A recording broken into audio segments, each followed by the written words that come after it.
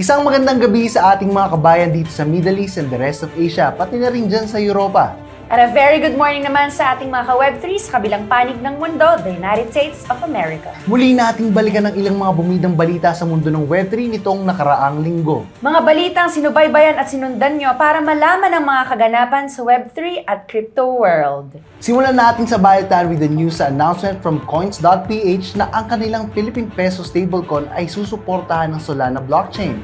This is welcome news dahil lalawak pa ang gamit ng PHPC pagdating sa remittances, DeFi at on-chain FX trading. Para naman sa mga Coins.ph users, ibig sabihin nito ay makaka-avail na sila ng cheaper remittances, easier access sa Philippine Peso stablecoin for trading, at mas maraming opportunities na gagamitin ito sa mga bagong financial tools gaya ng DeFi. Matatandaan na noong 2023 umabot ang remittances to the Philippines to $33.5 billion at sa integration ng PHPC sa Solana, mababawasan ang cross-border transfer costs na usually binabayaran ng mga nag-remit. Samantala, napag-uusapan din lang ang stablecoins, mukhang may threat sa fiat money dominance ang stablecoins at crypto sa mga Eastern Asia countries. Sa katunayan, nitong 2024 lang ay lumabas sa 6th largest crypto economy ang Eastern Asia, accounting for over 8.9% ng global cryptocurrency value between June 2024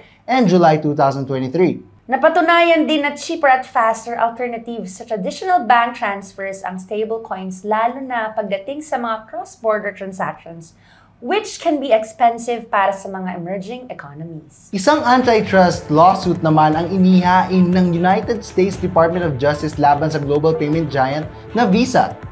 Ito ay di umano ay sa pag-operate ng Visa ng isang debit payments monopoly.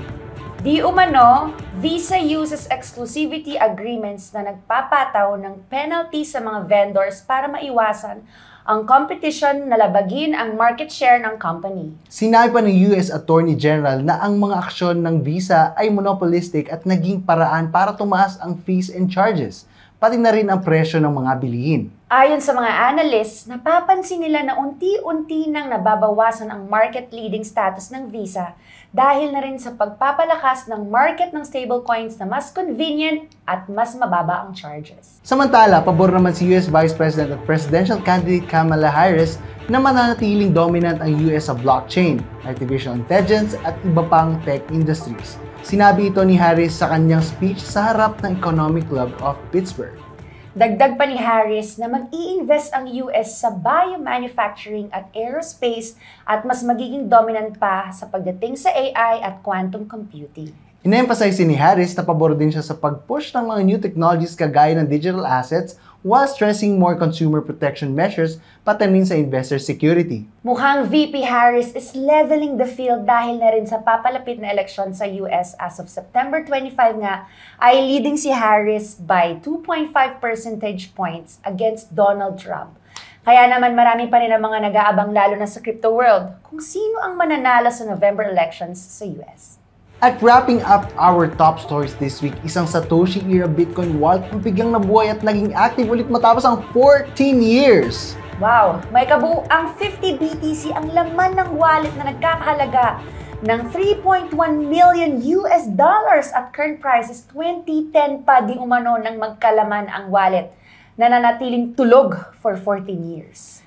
Rare ang mga Satoshi era Bitcoins dahil considered obscure pa ang Bitcoin noong 2010 at wala pang dedicated mining hardware noon. Kapansin-pansin din na maraming ancient Bitcoin wallets ang naging active ulit this September alone.